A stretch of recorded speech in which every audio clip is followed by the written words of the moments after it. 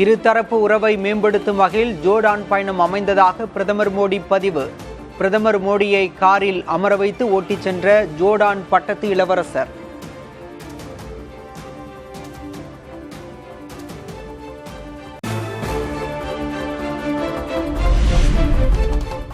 பதினோரு ஆண்டுகளில் 25 திட்டங்களின் பெயர்களை மாற்றிய மத்திய அரசு. காந்தி பெயரிலான 100 நாள் வேலை திட்டத்தின் பெயர் மாற்றத்தால் எழும் சர்ச்சை.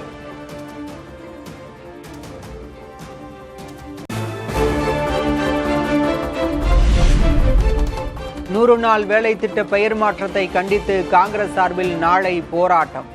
நாடு தழுவிய போராட்டத்திற்கு அழைப்பு விடுத்த தேசிய தலைமை.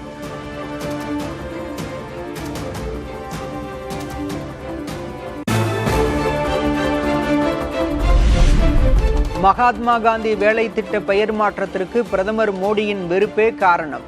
கிராமப்புற மக்களின் உயிர்நாடியாக உள்ள திட்டத்தை பாஜக அரசு ஒழித்து கட்ட முயற்சிக்கிறது என ராகுல் காந்தி குற்றச்சாட்டு.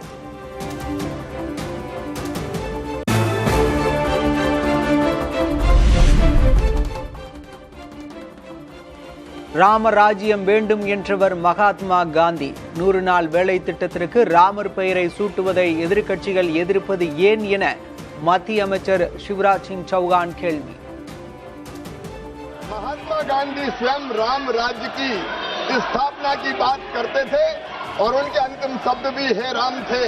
बापू जी का पूरा सम्मान करते हुए राम राज की स्थापना मतलब दैहिक दैविक भौतिकता का राम राज काहू नहीं व्यापा.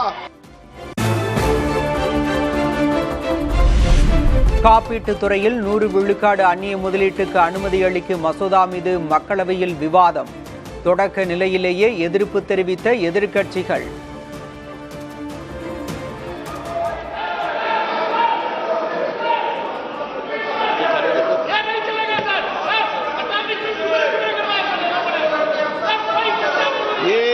आफ्टर क्वेश्चन में जब इंट्रोड्यूस हो जब विरोध कर लेना, ठीक है. इंट्रोड्यूस के समय विरोध कर लेना, इंट्रोड्यूस के समय विरोध करना ना आप. Question number 221. நேஷனல் ஹெரால்டு வழக்கில் சோனியா ராகுல் காந்திக்கு எதிரான அமலாக்கத்துறை குற்றப்பத்திரிகையை ஏற்க டெல்லி நீதிமன்றம் மறுப்பு. சட்டவிரோத பண பரிவர்த்தனை வழக்கு முதல் தகவல் அறிக்கை அடிப்படையில் இல்லை என நீதிபதி விளக்கம்.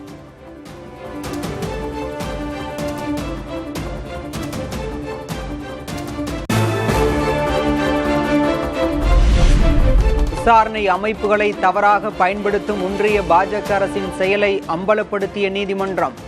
நேஷனல் ஹெரால்டு வழக்கின் உத்தரவை சுட்டிக்காட்டி முதல்வர் மு.க. ஸ்டாலின் கருத்து.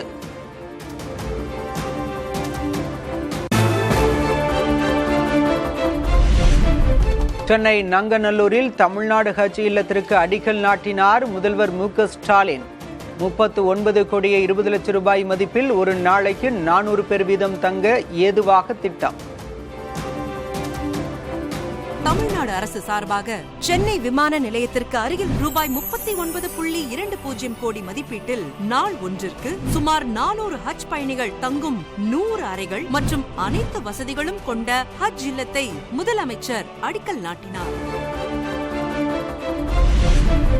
திருப்பூர் மாவட்டம் பல்லடத்தில் வரும் 29ஆம் தேதி திமுக மேற்கு மண்டல மகளிரணி மாநாடு. கனிமொழி தலைமையில் நடைபெறும் மாநாட்டில் உரையாற்றுகிறார் முதல்வர் மு.க. ஸ்டாலின்.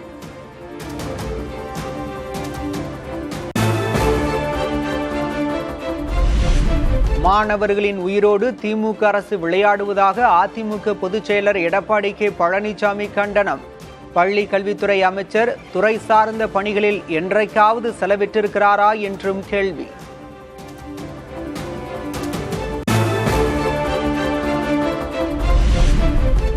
அதிமுக ஆட்சியின் போது 11 மருத்துவக் கல்லூரிகள் கட்டியதில் முறைகேடு நடைபெற்றதாக எடப்பாடி கே. பழனிசாமி மீது எழுந்த புகாரில் முகாந்திரம் இல்லை. வழக்கு முடித்து வைக்கப்பட்டதாக நீதிமன்றத்தில் தமிழக அரசு தகவல்.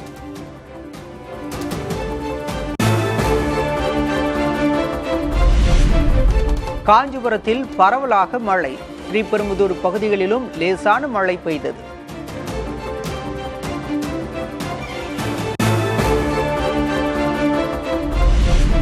பெரம்பலூர் கொடைக்கானலிலும் மழை. அறுவடை செய்த சோளத்தை மழைநீர் சூழ்ந்ததால் விவசாயிகள் கவலை.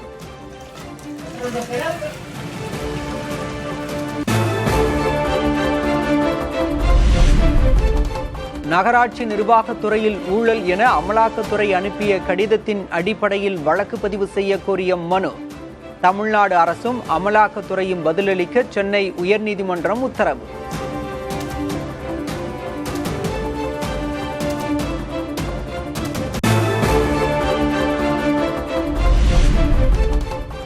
சென்னை அண்ணா அறிவாலயத்திற்கு வருகை தந்த கூட்டணி கட்சி தலைவர்கள். தேர்தல் தேதி அறிவித்த பிறகு தொகுதி பங்கீடு பேச்சுவார்த்தை நடைபெறும் என மதிமுக பொதுச் செயலர் வைகோ பேட்டி. அது உரிய நேரம் வரும்போது தேர்தல் அறிவிப்பெல்லாம் வர்றதுக்கு முன்னாடி தான் பேச்சுவார்த்தை நடக்கும். இப்பயே முன்கூட்டியே அவங்க யூகங்களை சொல்லிட்டு நாங்கள் பேச்சுவார்த்தைகள் நடத்துகிறோம் மற்ற கட்சிகள் சொல்லிட்டு இருக்கலாம். அது குறிப்பாக அந்த தேர்தல் அறிவிப்பு வர இருக்கிற நேரத்தில் தான் பேச்சுவார்த்தைக்கு அழைப்பார்கள். அப்பொழுது பேச்சுவார்த்தை நடைபெறும். சென்னையில் நாளை கூடுகிறது பாஜக உயர்மட்ட குழு கூட்டம். நயினார் நாகேந்திரன் டெல்லியிலிருந்து திரும்பிய நிலையில் ஆலோசனை.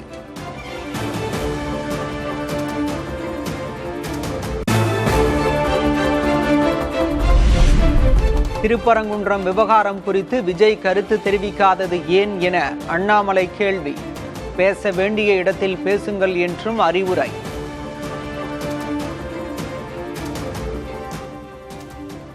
அவர் சிறுபான்மையர் அப்படிங்கறக்காக அவருக்கு பொறுப்பு கொடுக்கல விஜய் பேசினாரா இல்லையா? அன்னைக்கு சிறுபான்மையர் பேசின விஜய் திருப்பரங்குன்றத்தில் பெரும்பான்மையிற்கு ஏன் பேசல? திரு விஜய் அவங்ககிட்ட கேளுங்க, ஐயா கம்முன்னு இருங்க, கும்முன்னு இருங்க, பேச வேண்டிய இடத்துல பேசுங்கன்னு நீங்க விஜய்கிட்ட சொன்னாவே நல்ல அரசியல்வாதியாக வருவாங்க. கனமழையால் நீர் நிரம்பி கடல் போல காட்சியளிக்கும் மணலி ஏரி. 6.70 கோடி ரூபாய் மதிப்பீட்டில் செய்யப்பட்ட ஏரி புனரமைப்பு பணியின் விளைவால் பொதுமக்கள் மகிழ்ச்சி.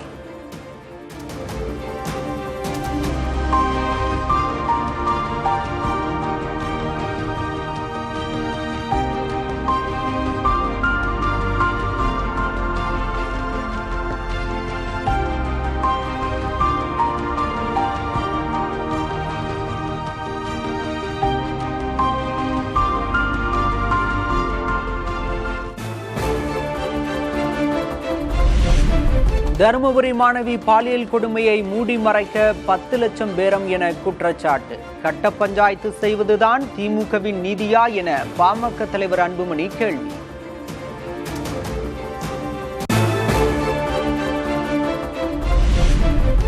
விஜயின் ஈரோடு பரப்புரையில் அந்தந்த பகுதியினருக்கு ஒதுக்கப்பட்ட இடத்தில் மட்டுமே பங்கேற்பாளர்கள் அனுமதிக்கப்படுவர். வாகனத்தை பின்தொடரக்கூடாது, போக்குவரத்துக்கு இடையூறு செய்யக்கூடாது என்றும் தாவேக தலைமை அறிவுறுத்தல்.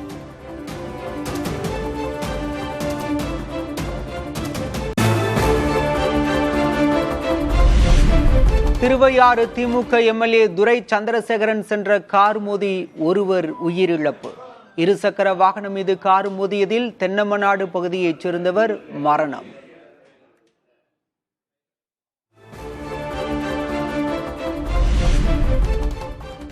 திருப்பரங்குன்றம் தீபத்தூண் சர்ச்சை வழக்கை நீதிபதி GR சுவாமிநாதன் விசாரிக்க தடையில்லை. வழக்கு விசாரணை நாளையும் தொடரும் என உயர்நீதிமன்ற மதுரை அமர்வு அறிவிப்பு.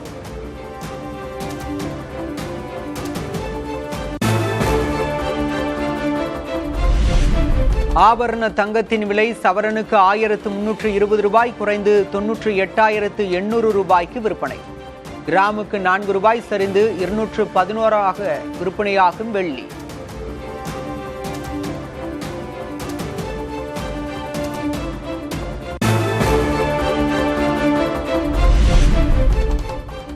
டெல்லி ஆக்ரா விரைவுச்சாலையில் பனிமூட்டம் காரணமாக நிகழ்ந்த கோர விபத்து. ஒரே நேரத்தில் அடுத்தடுத்து 7 பேருந்துகள் மோதி தீப்பற்றியதில் 13 பேர் உயிரிழப்பு, 20க்கும் மேற்பட்டோர் படுகாயம்.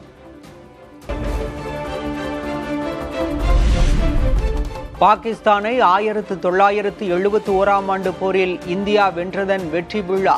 54வது ஆண்டு வெற்றி விழா நாடு முழுவதும் உற்சாக கொண்டாட்டம்.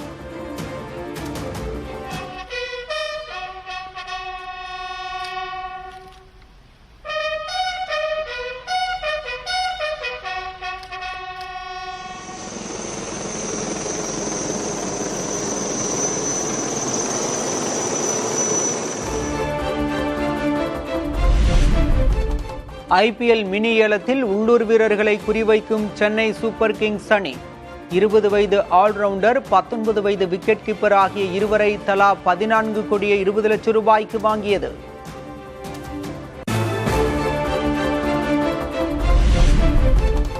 CSK அணியிலிருந்து விடுவிக்கப்பட்ட வேகப்பந்து வீச்சாளர் பத்திரனாவை 18 கோடிக்கு ஏலத்தில் எடுத்தது கொல்கத்தா நைட் ரைடர்ஸ் அணி. ஆஸ்திரேலிய வீரர் கேமரூன் கிரீன் 25 கோடியே 20 லட்சம் ரூபாய்க்கு ஏலம்.